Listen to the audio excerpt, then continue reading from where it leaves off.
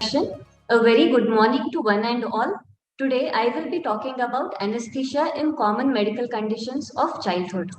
The objectives of my session are to cover these topics, and I will not go into the details of etiopathogenesis, but I will be covering only the anesthetic aspect of these clinical conditions. So we all know that babies are bundle of joy and children are gift of God. But unfortunately, not all children are so lucky, and many of them tend to suffer from medical conditions and illnesses, and they pose a challenging situation for anesthesiologists when they are posted for surgeries. So let us look at upper respiratory tract infection, which is the most common infection of childhood. On an average, a child suffers from 6 to 8 episodes of upper respiratory tract infection in a year. In fact, it can be more common in school going children. The etiology is generally due to viral infection, and what we need to do is differentiate it from other similar conditions like epiglottitis, croup, tracheitis, laryngitis. So our biggest dilemma is whether to accept these kind of cases or cancel them. In fact, it is a very common situation for a practicing anesthesiologist when he has an enthusiastic surgeon ready to operate on a child with upper respiratory tract infection, and we as anesthesiologists are actually confused whether to accept or not the case. So depending on our experiences, we might have various schools of thought, but what we need to understand is in these kind of cases we have to take into account the risk and benefits of the particular case. So what we need to consider is what is the clinical feature of the child, what are the clinical features of the child, what are the what is the proposed surgery, duration of surgery, and the plan of anesthesia. So our pre-anesthetic assessment will help in this. A detailed history, examination, auscultation of chest, and investigations like WBC count and chest X-ray to know the infection will definitely help to know the whether it is upper respiratory tract infection and not anything else. So you might have a child with mild symptoms like clear secretions, or you might have a child with severe symptoms like mucopurulent secretions are there. Patient baby is having productive cough, fever, lethargy, inability to feed, and signs of pulmonary involvement. So how do we decide our plan in such cases? I'll try to simplify this dull looking chart for all of you. So if you have a child with upper respiratory tract symptoms, first we need to consider whether the surgery is elective or emergency. Of course, if it is an emergency surgery, we need to proceed. If it is an elective surgery, we need to take into account the infectious etiology. If there is no infectious etiology, yes, we can go ahead with the surgery. If infectious etiology is present, as indicated by increase in count or presence of fever, then take into rise in count or chest X-ray, then take into account the severity of the symptoms. If the symptoms are also severe, like child is having fever, lethargy, it is better to postpone the case for at least 4 weeks and then review it later on. If there are no severe symptoms, then look at the plan of anesthesia. If general anesthesia is not planned, then yes, you can proceed with the case. If general anesthesia is the plan of anesthesia, then you need to take into account the risk and benefits and decide whether you want to accept or postpone the case. So, after accepting the case, what you need to be careful about during your intraoperative period is, of course, the technique of anesthesia. That is, regional anesthesia is definitely preferred. If general anesthesia is planned, then intervention of the airway should be minimal. Face mask and LMA would be preferred. So, also we need to understand that we should avoid procedures during the excitation phase of sevoflurane anesthesia, as it might trigger laryngospasm. These patients tend to have increase in salivary secretions. So suctioning of the salivary secretions in order to avoid mucus plugging is important. Also, pre-medication with anticholinergic drugs like injection atropine, injection glycopyrrolate will definitely be helpful. Adequate hydration and humidification of gases are other things that should be taken care of. And yes, extubation should be planned in deeper planes, but also taking care that the child is able to maintain spontaneous breathing. Regarding post-operative care, we need to closely monitor the child because there are chances of laryngospasm, apnea, desaturation in the post-operative period. So oxygenation should be continued, adequate analgesia should be given. Antibiotic cover is important so as to control and avoid the spread of infection, and bronchodilators may be helpful. So coming to our next clinical condition, that is bronchial asthma. It is characterized by a triad of airway hyperresponsiveness accompanied by chronic inflammation of the airways, which leads to irreversible airway obstruction. So these patients generally present with symptoms like wheezing, coughing, breathlessness, and chest tightness. We all know that bronchial asthma is the most common chronic disease in children, and the contributing factors could be genetic, atopic, or a respiratory syncytial virus infection in infancy. These children generally tend to be on pharmacotherapy with beta agonist, steroids, chromones, or anticholinergic drugs. So it is easy to remember the management of asthma using this mnemonic, where A stands for adrenergics, that is beta 2 agonist, S for steroids, T for theophylline, H for hydration, M for mask oxygenation, and A for anticholinergic drugs. Now, when you have an asthmatic child coming for pre-anesthetic evaluation to your clinic, you need to look into the level of control. How well is the asthma control? What is the medical regime that the child is getting? How frequently does he have to visit hospitals? What are the rescue medications? Does he have a history of tracheal intubation and IV medication? And what is the previous history of anesthesia in the child? So when you're evaluating the child before surgery, always look for symptoms of cough and sputum production. If the child has cough, sputum production, on auscultation, wheeze is present, it is better to postpone the case for 4 weeks till the infection gets controlled.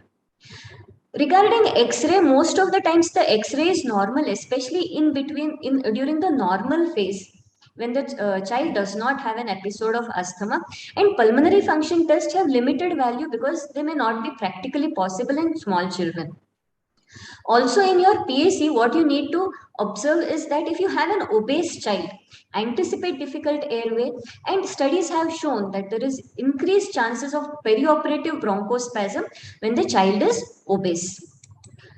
So now, when you have an asthmatic child presenting for surgery, what would be your approach?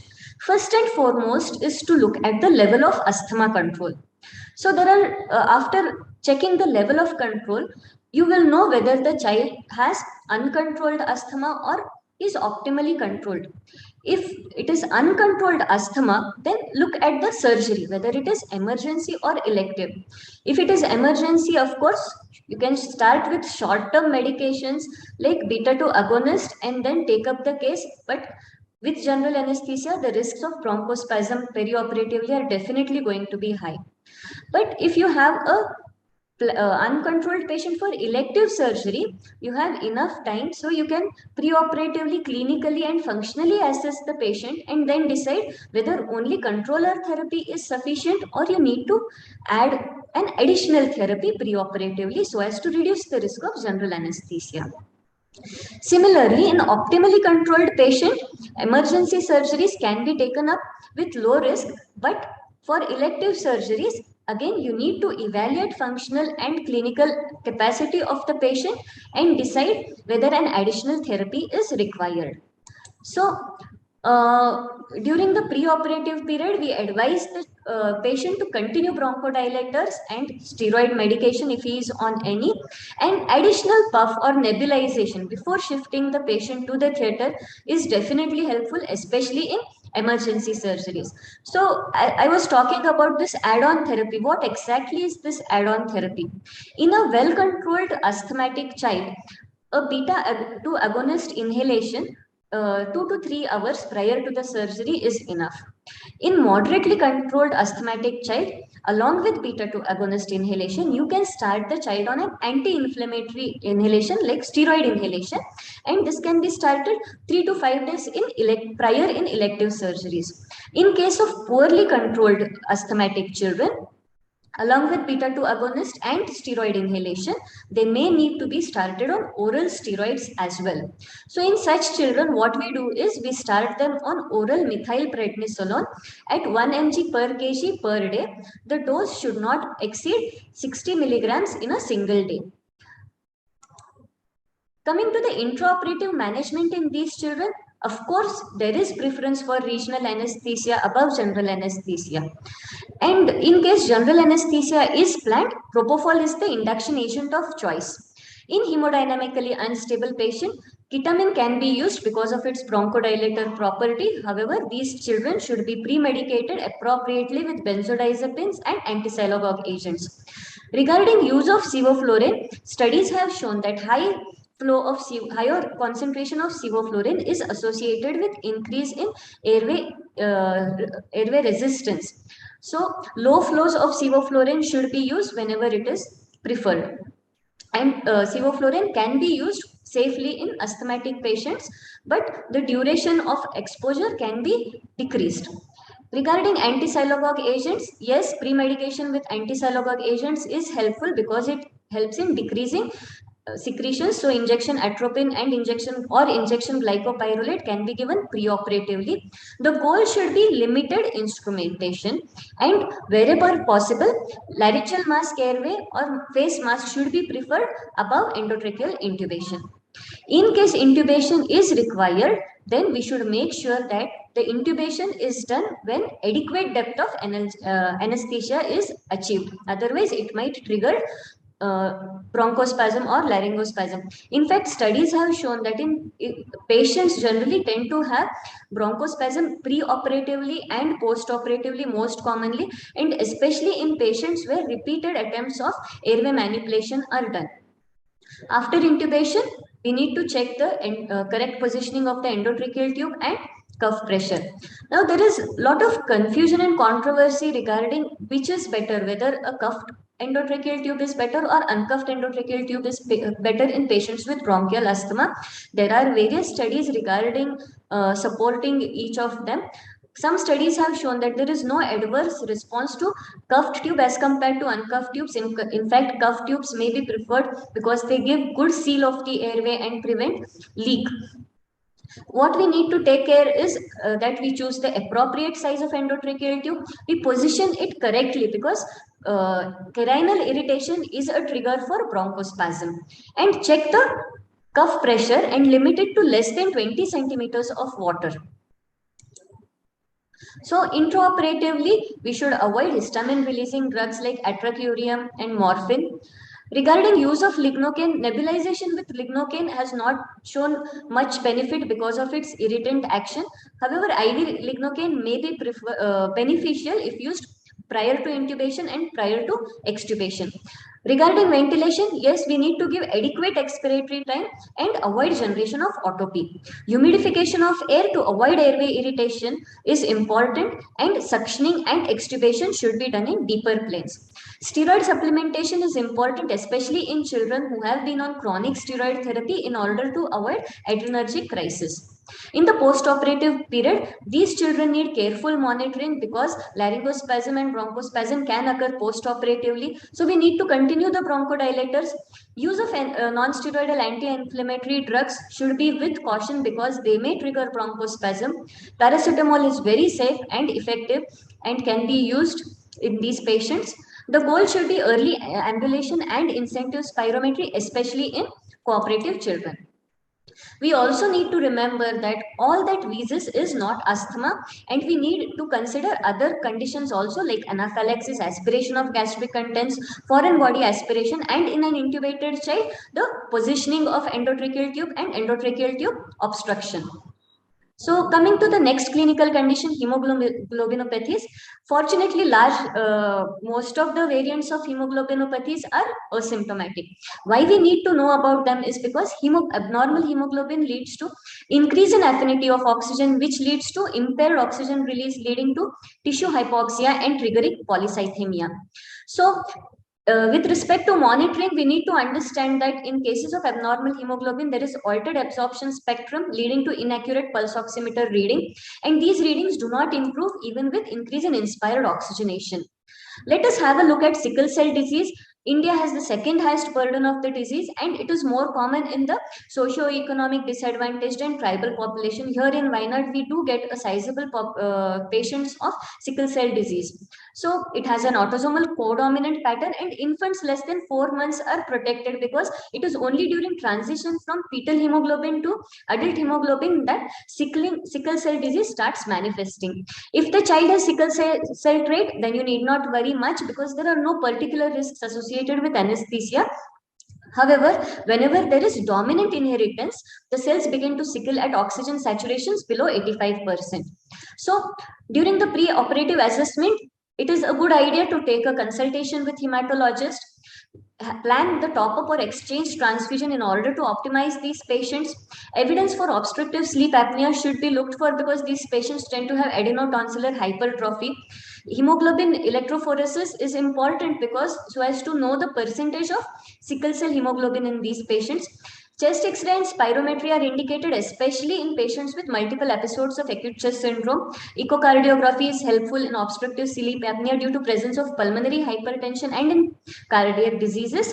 And a transcranial Doppler ultrasound within 12 months is mandatory when these patients are posted for surgery. Also look into the vaccination history regarding pneumococcal and influenza vaccine when these patients are posted for surgery. Now, regarding optimization of these patients, we divide them into three groups. Group 1 are patients are well children with no special risks and they are posted for small procedures. So what we do is generally we give top-up transfusion only if the hemoglobin is less than 6 grams. In group 2, well child with no special risk posted for immediate surgery. Here the target should be top-up transfusion in order to achieve a hemoglobin of 9 to 11 grams per deciliter. And in group 3, you have children with previous acute chest syndrome or frequent crisis or undergoing major surgery. So in such children, what we do is we try to give exchange transfusion till the sickle cell hemoglobin is less than 30%. Coming to the intraoperative management in these children, it is important that you post them as the first case in the operating list and give good hydration till the patient starts taking fluid orally. And the main important goal should be to prevent acidosis, hypoxia, hypovolemia, hypothermia, hypercapnia, because all these are triggers for sickling. Coming to other problems, like other goals should be to avoid overtransfusion and hyperviscosity. Careful positioning should be done in order to avoid venous stasis. And regarding use of tourniquets, there have been some different schools of thought, but what various studies have shown is that tourniquets are actually beneficial because they tend to decrease the blood loss. What you need to take care is that the limb is completely emptied before application of tourniquet, and of course the duration for which the tourniquet is applied. Regional anesthesia can be safely practiced in these children. In fact, they might be regional anesthesia may be beneficial because of sympathectomy and vasodilatation. There is decrease in the perioperative vasoconstriction. However, it is important that we adequately preload the child with fluids in order to avoid hypotension. And if hypotension does occur, then it should be corrected by fluids rather than vasopressors. Post-operatively, we need to realize that majority of the crises occur in this period, and supplemental oxygenation should be continued in the post-operative period, and saturation should be maintained above 95%. And effective post-operative analgesia is important because pain can be a triggering factor. So a small word about the acute chest syndrome, which is a syndrome characterized by fever and respiratory symptoms. Now, the basic problem in acute chest syndrome is that whenever there is acidosis and hypoxia, it leads to poor ventilation, leading to ventilation perfusion mismatch, which again worsens hypoxia and sickling, leading to pulmonary vasoconstriction. So this is basically a vicious cycle which needs to be stopped. There is severe pain in acute chest syndrome, and we need to follow some medications and conservative management, like heat pads can be applied to promote local vasodilatation and flow. In case of mild pain, paracetamol and ibuprofen are helpful. In moderate pain, an oral morphine may be added, and in severe pain, adjuvants like clonidine and dexmedetomidine are helpful. Coming to thalassemia, of clinical importance to us is beta thalassemia major, because we might get children who are posted with splenomegaly for splenectomy. So in such patients, what we need to understand is the main factor is the presence of anemia in this, which tends to cause a plethora of other symptoms like erythroid hyperplasia, growth retardation, hepatosplenomegaly. So problems related to anesthesia are that thalassemia affects multiple organs like the liver, spleen, heart, bones, and because of frequent blood transfusion, the children tend to have iron overload. There may be severe anemia, and optimization of the anemia is very important before these children are taken up for surgery. There is potential for difficult airway because thalassemia tends to cause maxillary hyperplasia. There may be protruding incisors, flat nasal bone. All these things make the airway difficult, and it may be accompanied with pulmonary hypertension. And generally, when they are posted for surgery, you might also encounter intraoperative hypertension. Coming to epilepsy, epilepsy is generally twice as common in children as compared to adults, and we generally classify seizures into primary and secondary seizures. Primary are generally genetic, and secondary could be due to prenatal, perinatal, or postnatal causes. So prenatal, they could be due to inborn errors of metabolism or chromosomal abnormalities, and perinatal causes are infections, hypoxic encephalopathy, hypoglycemia.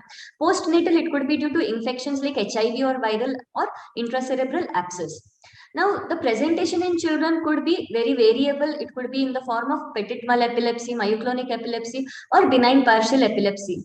Status epilepticus, yes, these are seizures lasting more than 30 minutes or more than 2 episodes of seizures without complete recovery of consciousness between the 2 intervals. Treatment in case of seizures, generally these children are on anti-epileptic drugs which tend to have multiple side effects and drug interactions. Sodium valproate, carbamazepine, and ethosuximide have hepatotoxic effects, may cause thrombocytopenia and platelet abnormalities, which is very, very important from anesthesia point of view. Children with uncontrolled seizures may be on ketogenic diet. It is diet with high fat, low protein, and low carbohydrate. So such children tend to have poor growth, frequent fractures, and are more prone for ketoacidosis. So in our perioperative assessment, we need to take a thorough history regarding etiology, type, pattern, control and treatment of the seizures, complications associated with anti-epileptic drugs. We also need to look at the involvement of other systems, like in tuberous sclerosis, there may be cardiac involvement. Detailed airway examination is important because seizures could be a part of some syndrome, like Down syndrome, cerebral palsy, and liver function test, platelet count, and coagulation profile are definitely important because of the adverse effect of anti-epileptic drugs on these tests. Regarding 2D echo, it is important in conditions like tuberous sclerosis and in patients with cardiac murmurs. So preoperative preparation should be aimed in such a way that the child continues to get anti-epileptic drugs till the day of surgery. Regarding anxious children, pre-medicate them adequately with sedative medication so that they don't hyperventilate, because hyperventilation tends to decrease the seizure threshold. And preoperative fasting should be appropriately compensated because hypoglycemia, dehydration, and electrolyte imbalance are all triggers for seizures. Intraoperatively, regarding induction, sevoflurane studies have shown causes epileptic form EEG changes, but there are again studies which show that it can be safely used, and when sevoflurane is used along with nitrous oxide and oxygen, in fact, it tends to increase the seizure threshold. Older children, of course, can be induced with propofol and thiopentone, which are good anti-epileptic agents. Ketamine should be avoided because it has a tendency to trigger seizures, and enzyme induction should be taken into account because it tends to fasten the opioid metabolism. So opioid dose should be increased. Also, enzyme induction by anti-epileptic drugs leads to resistance to non-depolarizing muscle relaxants. So their dose has to be increased, but it should be properly, carefully monitored with neuromuscular monitoring. Succinylcholine should be avoided in patients of status epilepticus for emergency intubation because it can worsen hyperkalemia. Laudanocin, which is a metabolite of atracurium, is epileptogenic. Hence, we should avoid large doses and prolonged administration of atracurium. Also, the ventilation goals should be to maintain normocapnia because hypercapnia tends to decrease seizure threshold. Halothane hepatitis is more common in patients who are on anti-epileptic treatment because of the enzyme induction and liver metabolism of these drugs. Regional anesthesia is safe. We need to avoid hyperventilation, and anxious children should be adequately sedated. We should be careful regarding the dose of local anesthetic agent because local anesthetic toxicity can also trigger seizures. And it is very difficult to actually identify seizures when the child is under anesthesia. So it can be understood that the child is probably having seizures by unexplained sudden increase in EtCO2, tachycardia, or increased oxygen consumption. Here, what we need to do in such situations is give 100% oxygen, deepen the plane of anesthesia, and give an immediately acting anticonvulsant like propofol, thiopentone, or benzodiazepine. Look at the precipitating cause and correct them. Regarding fluid management, normal saline is the preferred fluid. Glucose containing and rigor lactate should be avoided in patients on ketogenic diet because they tend to increase the risk of metabolic acidosis. However, in small preterm and syndromal infants, hypoglycemia is a risk. So close monitoring of blood sugar should be done and glucose containing fluid may be required in these patients. Regarding post-operative care, early restart of anti-epileptic agents should be the goal. Close monitoring for seizures should be done. Vigilance about precipitating cause should be there, and immediate and appropriate management should be done whenever it occurs. Careful about the local dose of the analgesic is important. So I think I have tried my best to give an insight into all these actually very vast topics. And I thank you for your attention. Any questions regarding the topics are welcome. Thank you, one and all.